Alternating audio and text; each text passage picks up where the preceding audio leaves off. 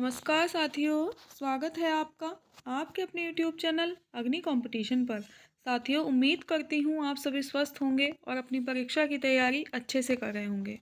हमारे चैनल पर एक नई सीरीज स्टार्ट की गई है। जैसा कि आप सभी जानते हैं, क्विक रिवीजन, जो कि जितना भी स्टैटिक जीके के इम्पोर्टेंट फैक्ट्स हैं, जिसमें जो हर एक एग्ज़ाम के पर्सपेक्टिव से बहुत ज़्यादा इम्पोर्टेंट है, उसका पार्ट एक अब चैनल पर अपलोड कर दिया गया है। और साथ ही साथ उस पार्ट को देखने के बाद आप उससे रिलेटेड जितने भी इम्पोर्टेंट क्वेश्चंस हैं उसकी क्विज हमारे टेलीग्राम चैनल से जाकर सॉल्व कर सकते हैं। जिसने भी वो वीडियो देखने के बाद वो क्विज सॉल्व की होगी, उन्हें वो क्वेश्चंस बहुत ज़्यादा इम्पोर्टेंट महसूस हुए होंगे और यह भी पता चला होगा कि उन्होंने कितना ग्रेस्प किया है। तो ये सीरीज़ आपके लिए बहुत ज़्यादा लाभकारी सिद्ध होने वाली है। तो चलिएगा, स्टार्ट करते हैं।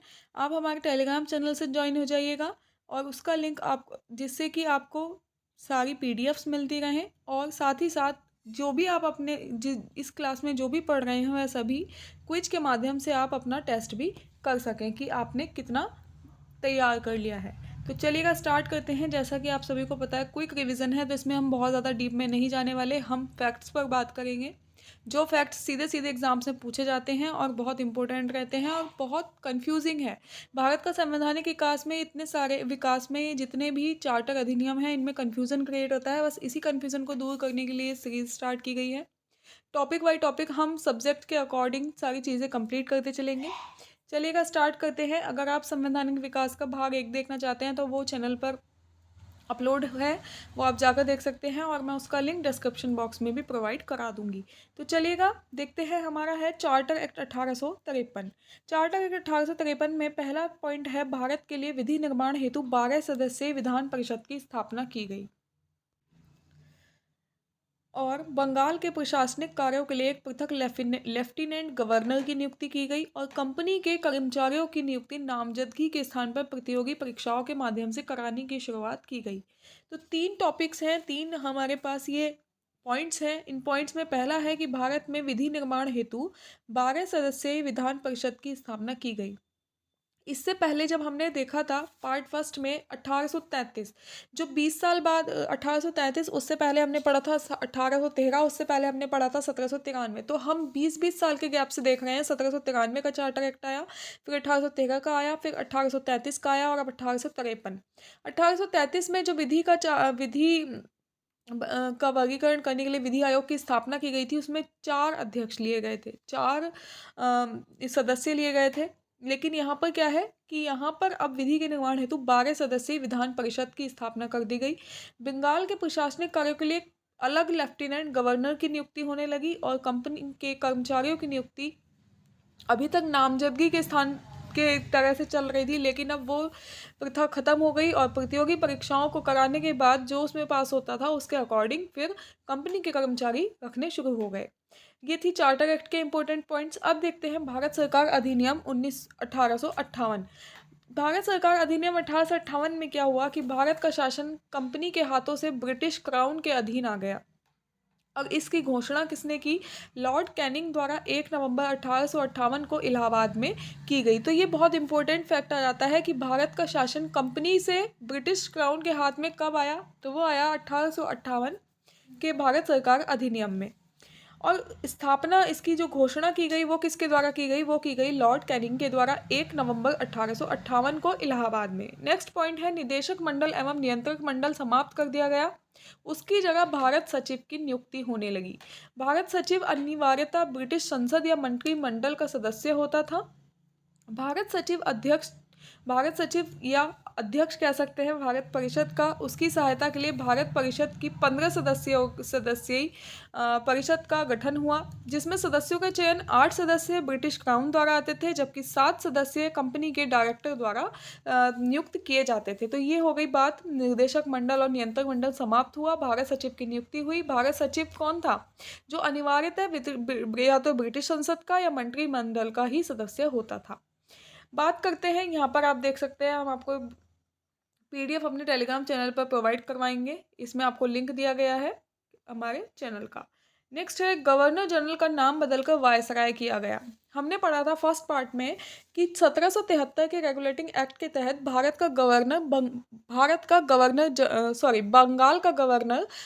का गवर्नर जनरल कहलाए जाने लगा। अब उसके बाद क्या हुआ, 1773 के बाद 1833 में जो बंगाल का गवर्नर जनरल था वो भारत का गवर्नर जनरल कहलाया जाने लगा। उसके बाद अब देखते हैं जो गवर्नर जनरल था वो अब उसका नाम बदलकर गवर्नर जनरल का नाम बदलकर 1858 में वायसराय कर दिया गया। तो तीन इम्पोर्टेंट फैक्ट्स कौन से बन गए, हमने पढ़ा था कि बंगाल का गवर्नर जनरल बना कब, 1773 में। उसके बाद बंगाल का गवर्नर जनरल भारत का गवर्नर जनरल कहलाया जाने लगा 1833 में। और जब ये गवर्नर जनरल था इसका भी नाम बदलकर वायसराय किया गया 1858 में। वास्तव में यह एक ही व्यक्ति होता था, काम के अनुसार गवर्नर जनरल एवं वायसराय पद नाम थे। केवल पद बदले गए, काम वही था जो पहले चल रहा था, उसके अकॉर्डिंग वही व्यक्ति काम कर रहा था। काम के अनुसार जैसे जैसे काम हो रहा था उसी के अकॉर्डिंग गवर्नर जनरल और वायसराय पद दिए गए। गवर्नर जनरल उस टाइम पे ब्रिटिश प्रांतों का शासन देखता था, जबकि वायसराय भारतीय राजाओं के साथ ब्रिटिश सम्राट के प्रतिनिधि के रूप में मिलता था। तो ये दो अलग अलग फैक्ट्स हैं। जब गवर्नर जनरल था नाम तब क्या था कि ब्रिटिश प्रांतों का शासन देखा जाता था। अब वायसराय नाम हो गया तब क्या है कि भारतीय राजाओं के साथ ब्रिटिश सम्राट के प्रतिनिधि के रूप में मिलता था। जेम्स विल्सन ने 1861 में सर्वप्रथम भारत का बजट प्रस्तुत किया। बहुत इंपॉर्टेंट फैक्ट है, सबसे पहले भारत का बजट कब प्रस्तुत किया गया, 1861 में। प्रस्तुत किसने किया था, जेम्स विल्सन ने प्रस्तुत किया था। अब आता है भारत परिषद अधिनियम 1861। तो भारत परिषद अधिनियम 1861 में क्या हुआ, भारतीयों को शासन में भागीदारी का सर्वप्रथम प्रयास किया गया। अभी तक भारतीय शासन में भागीदारी नहीं लेते थे, लेकिन अब 1861 के भारत परिषद अधिनियम के तहत भारतीयों को शासन में भागीदारी का सर्वप्रथम प्रयास किया गया। भारत में प्रतिनिधि शासन की शुरुआत की गई। फिर शासन के विकेंद्रीकरण की शुरुआत की गई। गवर्नर जनरल को अध्यादेश जारी करने की शक्ति दी गई। क्वेश्चन बन सकता है गवर्नर जनरल को अध्यादेश जारी करने की शक्ति किस अधिनियम के तहत मिली थी, तो वो मिली थी भारत परिषद अधिनियम 1861। गवर्नर जनरल को प्राप्त शक्तियों के आधार पर तत्कालीन वायसराय लॉर्ड कैनिंग। तो 1861 जब भारत परिषद अधिनियम आया तो उस समय पर कौन था तत्कालीन वायसराय, लॉर्ड कैनिंग। उसके द्वारा भारत में सर्वप्रथम विभागीय प्रणाली एवं मंत्रिमंडलीय व्यवस्था की शुरुआत की गई। गवर्नर जनरल की केंद्रीय कार्यकारिणी में 4 से 5 सदस्य होते थे और 5वां सदस्य विधिवेत्ता होना अनिवार्य था। तो ये इंपॉर्टेंट फैक्ट्स हैं जो आपको बहुत इजीली हर बुक से नहीं मिल सकते, इसलिए इन सभी चीज़ों को एक जगह कलेक्ट करके आपको रिमाइंड करवाने की कोशिश की गई है। बात करते हैं चार्टर एक्ट 1873 की। इस अधिनियम में क्या हुआ कि इस अधिनियम में यह उपबंध किया गया कि ईस्ट इंडिया कंपनी को किसी भी समय भंग कर सकते हैं, और इसके तहत 1 जनवरी 1884 को क्रमशः औपचारिक रूप से इसको भंग भी किया गया। तो बात की जाती है कि ईस्ट इंडिया कंपनी को औपचारिक रूप से कब भंग किया गया, तो भंग किया गया 1 जनवरी 1884 में। अब वो एक्ट कौन सा था, तो एक्ट था चार्टर एक्ट 1873। बात आती है शाही उपाधि अधिनियम 1876 की। तो शाही उपाधि अधिनियम में क्या हुआ, 28 अप्रैल 1876 को महारानी विक्टोरिया भारत की साम्राज्ञी घोषित की गई। और गवर्नर जनरल की कार्यकारिणी में 5 से 6 सदस्य। अभी क्या था, अभी हमने देखा था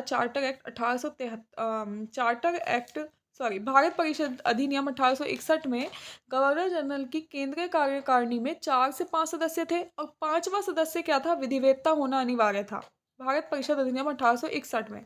अब आता है शाही उपाधि अधिनियम 1876 में। गवर्नर जनरल की कार्यकारिणी में 5 से 6 सदस्य, जबकि 6ठा सदस्य को लोक निर्माण विभाग का कार्य दिया गया। तो ये फैक्ट है जो इन दोनों में डिफरेंसेस है, याद रखेंगे।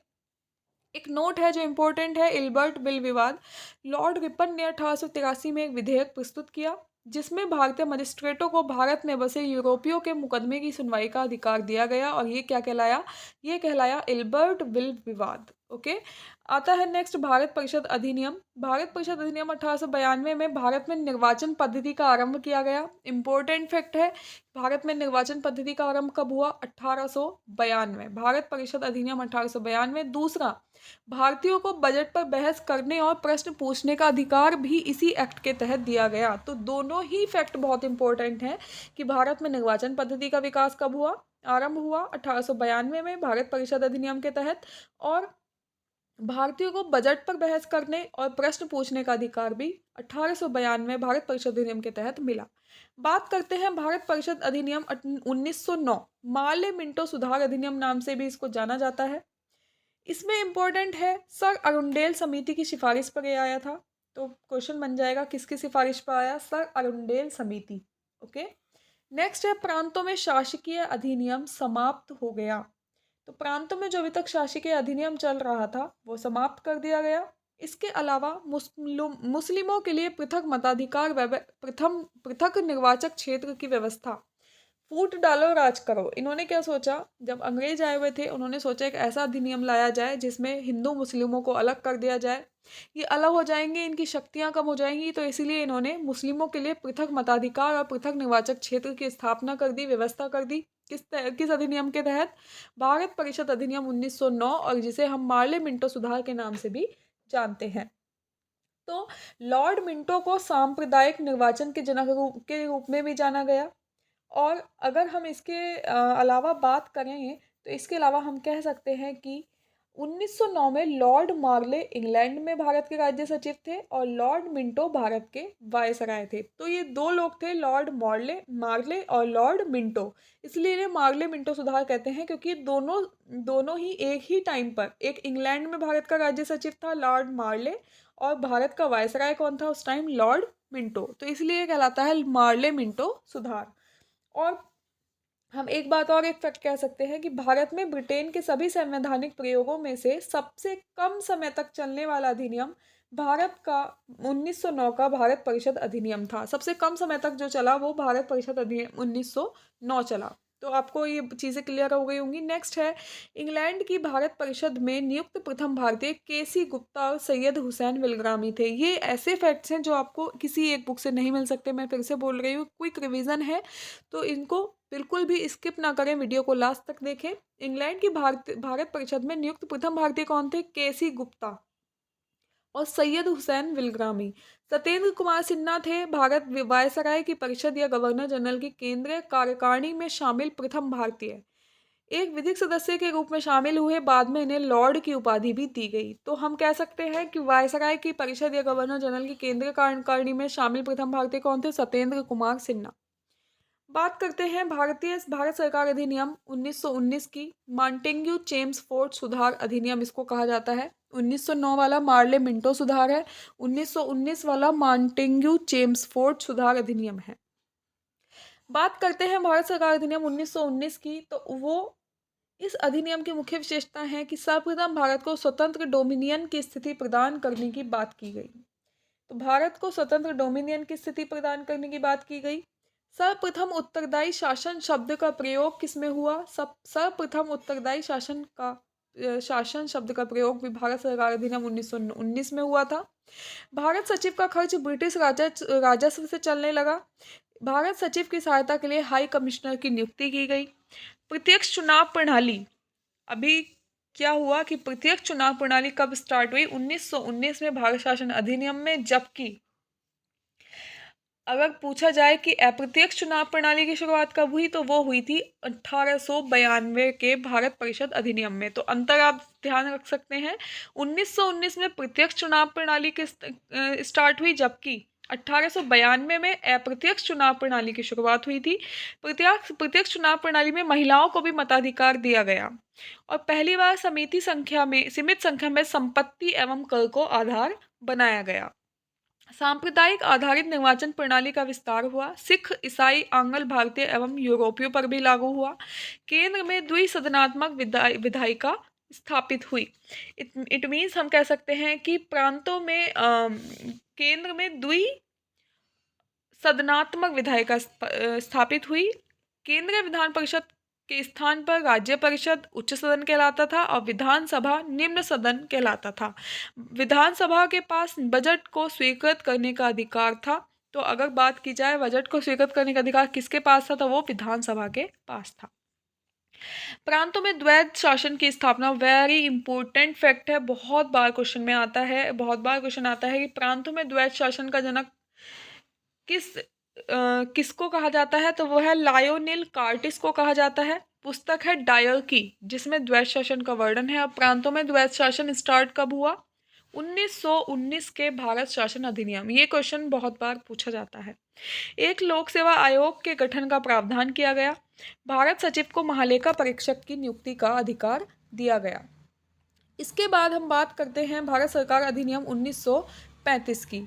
तो भारत सरकार अधिनियम 1935 की अगर हम बात करते हैं तो उसे बात करने से पहले, भारत सरकार अधिनियम में किए गए प्रावधानों को जानने से पहले हमें कुछ फैक्ट्स जानने ज़रूरी हैं। जैसे कि भारत सरकार अधिनियम 1919 के तहत यह प्रावधान किया गया कि इसकी प्रगति की समीक्षा के लिए 10 वर्ष पश्चात एक आयोग गठित किया जाएगा। किंतु द्वैध शासन की असफलता और भारतीयों द्वारा अधिक स्वायत्तता की मांग के मद्देनजर 10 वर्ष पूर्व ही 7 सदस्यीय आयोग का गठन 8 नवंबर 1927 को किया गया, जिसकी अध्यक्षता सर जॉन साइमन जो साइमन कमीशन जिन्होंने बनाया या जिनके द्वारा उन्होंने साइमन कमीशन बनाया गया द्वारा की गई। इसे श्वेत आयोग की संज्ञा भी दी गई। तो श्वेत आयोग किसे कहा गया, साइमन कमीशन को कहा गया। और हम कह सकते हैं किसी भारतीय को आयोग में शामिल न किए जाने के कारण इसका बहुत विरोध हुआ और कांग्रेस के मद्रास अधिवेशन 1927 जिसके अध्यक्ष थे अमन अंसारी, इसका पूर्ण बहिष्कार करने का निर्णय ले लिया। किसका, भारत सरकार अधिनियम 1935 का। फिर 3 जनवरी 1928 को आयोग मुंबई पहुंचा और 30 जून 1930 को इसने अपनी रिपोर्ट प्रस्तुत की। भारतीय सचिव लॉर्ड वर्कनहेड ने इस आयोग का विरोध करने वालों को संविधान का मसौदा तैयार करने की चुनौती दे डाली, जिसे स्वीकार करते हुए पंडित मोतीलाल नेहरू की अध्यक्षता में 10 सदस्यों की एक समिति बनी जिसे नेहरू समिति कहा गया। नेहरू समिति ने 10 अगस्त 1928 को अपनी रिपोर्ट प्रस्तुत की जिसे नेहरू रिपोर्ट कहा गया। तो क्वेश्चन बनता है कि नेहरू रिपोर्ट कब प्रस्तुत की गई, 10 अगस्त 1928 को। नेहरू रिपोर्ट और या फिर हम कह सकते हैं नेहरू समिति के अध्यक्ष कौन थे, पंडित मोतीलाल नेहरू थे। सदस्य कितने थे, 10 सदस्य थे। नेहरू रिपोर्ट के विरोध में फिर क्या हुआ, जिन्ना ने अपनी 14 सूत्रीय मांग 29 मार्च 1929 को पेश कर दी। ठीक है, अब नेहरू रिपोर्ट का विरोध किसने किया था, जिन्ना ने किया था। अब वो उन्होंने 14 सूत्रीय मांग रखी। इसके पश्चात ब्रिटेन में 1930 में प्रथम, 1931 में द्वितीय और 1932 में तृतीय गोलमेज सम्मेलन का आयोजन हुआ। तो बात किया जाता है प्रथम गोलमेज सम्मेलन कब हुआ, 1931, द्वितीय 1932 एंड तृतीय 1933। उसके बाद क्या होता है, लास्ट में ब्रिटिश सरकार ने 1933 को श्वेत पत्र के माध्यम से नए संविधान की रूपरेखा प्रस्तुत करने जिस पर विचार के लिए लॉर्ड लिथगो की अध्यक्षता में संयुक्त समिति का गठन किया गया। इस समिति की रिपोर्ट के आधार पर तैयार विधेयक संसद में पास होने के बाद 4 अगस्त 1935 को ब्रिटिश सम्राट की अनुमति पाकर भारत शासन अधिनियम 1935 बना। तो जितने भी फैक्ट्स मैंने बोले ये आप अपने पास नोट कर सकते हैं क्योंकि सारी चीज़ें बहुत इंपॉर्टेंट हैं। बताया गया है किस तरीके से 1935 अधिनियम बनाया गया। चलिएगा आप देख लेते हैं भारत सरकार अधिनियम 1935 में यह अंतिम और सबसे बड़ा और जटिल दस्तावेज था। 1935 से बहुत क्वेश्चन बनते हैं। अंतिम सबसे बड़ा और जटिल दस्तावेज था। अनुच्छेद थे 321, अनुसूची थी 10 और भाग थे 14। तो 1935 अधिनियम में कुल अनुच्छेद 321 थे, अनुसूची 10 थी, भाग थे 14। वर्तमान संविधान पर सर्वाधिक प्रभाव अगर पूछा जाए किस अधिनियम का है तो वो भारत सरकार अधिनियम 1935 का है। इसके अलावा अखिल भारतीय संघ की स्थापना का प्रस्ताव जो अस्तित्व में आ नहीं सका लेकिन प्रस्ताव लिया गया वो था 1935 अधिनियम के, भारत सरकार अधिनियम 1935 के द्वारा। केंद्र में द्वैध शासन लागू किया गया, जबकि हमने पढ़ा था कि भारत सरकार अधिनियम 1919 में प्रांतों में लागू किया गया था द्वैध शासन, लेकिन केंद्र में कब लागू हुआ, 1935 में। प्रांतों में कब लागू हुआ, 19 में, ठीक है। संघीय न्यायालय की स्थापना की गई दिल्ली में, जिसके एक मुख्य न्यायाधीश थे प्रथम सर मॉरिस गुएयर। तो प्रथम न्यायाधीश कौन थे? Sir Maurice Gwyer. और 6 अन्य न्यायाधीश में 2 भारतीय थे, जो जस्टिस M.R. जैकब थे और जस्टिस M.S. सुल्तान थे, ठीक है। शक्तियों का विभाजन संघ सूची, प्रांतीय सूची, संवर्ती सूची में किया गया है, जो आज भी ऐसा का ऐसा ही है। आप ही आज भी पढ़ते होंगे संघ सूची, प्रांतीय सूची और संवर्ती सूची। भारत परिषद का अंत हो गया और 1 अप्रैल 1937 को प्रांतीय स्वायत्तता लागू हो गई। तो 1935 के सारे फैक्ट्स बहुत इंपॉर्टेंट हैं, इनको अच्छे से पढ़ लें। इसके बाद हम लास्ट देख लेते हैं भारतीय स्वतंत्रता अधिनियम 1947। क्या हुआ भारतीय स्वतंत्रता अधिनियम 1947 में? भारतीय स्वतंत्रता विधेयक 4 जुलाई 1947 को प्रधानमंत्री क्लीमेंट एटली द्वारा हाउस ऑफ कॉमन्स में प्रस्तुत किया गया। उसके अलावा हाउस ऑफ कॉमन्स द्वारा 15 जुलाई 1947 को पारित किया गया और हाउस ऑफ लॉर्ड्स द्वारा 16 जुलाई 1947 को पारित किया गया। बात क्या कही हमने कि ब्रिटिश संसद में 4 जुलाई 1947 को भारतीय स्वतंत्रता अधिनियम प्रस्तावित किया गया, जो 18 जुलाई 1947 को स्वीकृत हो गया। फाइनली कब स्वीकृत हुआ? 18 जुलाई 1947 को। तो 4 जुलाई से लेकर 18 जुलाई के बीच में 15 जुलाई को हाउस ऑफ कॉमन्स ने पारित किया और 16 जुलाई को हाउस ऑफ लॉर्ड्स ने पारित किया। फिर 18 जुलाई को इसको राजकीय स्वीकृति मिल गई। 15 अगस्त 1947 को 2 डोमिनियन राज्यों पाकिस्तान और भारत की स्थापना की गई। भारत में गवर्नर जनरल थे माउंटबेटन और प्रधानमंत्री थे पंडित जवाहरलाल नेहरू, जबकि पाकिस्तान में कौन बने गवर्नर जनरल? मोहम्मद अली जिन्ना, जिन्होंने 1935 में नेहरू रिपोर्ट का विरोध किया था। ये वही मोहम्मद अली जिन्ना है।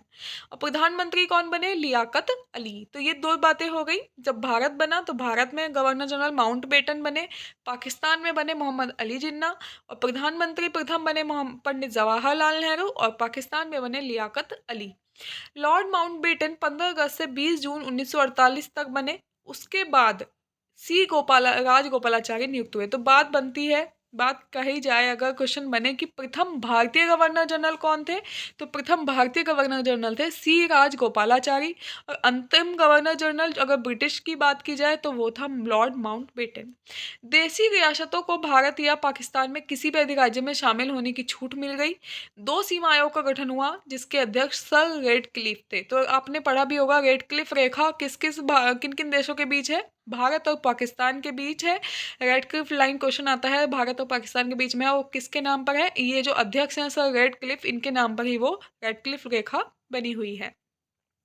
पाकिस्तान 14 अगस्त 1947 को स्वतंत्र माना गया, जबकि भारत 15 अगस्त 1947 को स्वतंत्र माना गया। तो ये हमारे इंपॉर्टेंट फैक्ट्स थे। इसे आप एक बार नहीं 2 बार वीडियो को ज़रूर देखें। जो भी चीज़ें आपको और साथ के साथ ये नोट्स बना लें, या अगर आपको ये PDF चाहिए तो आप हमारे टेलीग्राम चैनल से जुड़ सकते हैं। ये वीडियो कंप्लीट देखने के बाद आप क्विज लगाना ना भूलें, जो क्विज आपको हमारे टेलीग्राम चैनल पर उपलब्ध कराई जाएगी। जिन्होंने इससे पहले वाला पार्ट देखा होगा, अगर उसके बाद क्विज सॉल्व की होगी, तो उन्हें डेफिनेटली पता चला होगा कि ये सीरीज़ बहुत ज़्यादा हेल्पफुल सिद्ध होने वाली है। तो आगामी परीक्षाओं को विशेष रूप से अगर आप SSC की तैयारी कर रहे हैं, इलाहाबाद हाई कोर्ट की तैयारी कर रहे हैं, या फिर किसी भी ऐसे एग्ज़ाम के स्टेट एग्ज़ाम्स हैं जिनमें भी GK आता है, सभी को दृष्टिगत रखते हुए चैनल पर ये निःशुल्क कक्षाएं चलाई जा रही हैं। शेड्यूल इस तरीके से है कि आपको स्टैटिक GK के इंपॉर्टेंट फैक्ट्स मॉर्निंग 6 बजे मिलेंगे। इंग्लिश प्रिपरेशन क्लास चल रही है, जो इलाहाबाद हाई कोर्ट या SSC को ध्यान में रखकर चलाई जा रही है। टॉपिक वाइज हम इंग्लिश कवर करवा रहे हैं, वो इवनिंग 7 बजे चलती है। और हम क्लास वाइज क्विज और फैक्ट्स एवरीडे टेलीग्राम में करा रहे हैं। जो भी क्लास आपको मिलेगी उसकी क्विज भी मिलेगी। और करंट अफेयर हम एवरी संडे पर हर संडे को आपको कराया जाएगा। कांटेक्ट के लिए आप विजिट कर सकते हैं हमारे चैनल पर। टेलीग्राम लिंक आपको हमारे चैनल के डिस्क्रिप्शन बॉक्स में मिल जाएगा।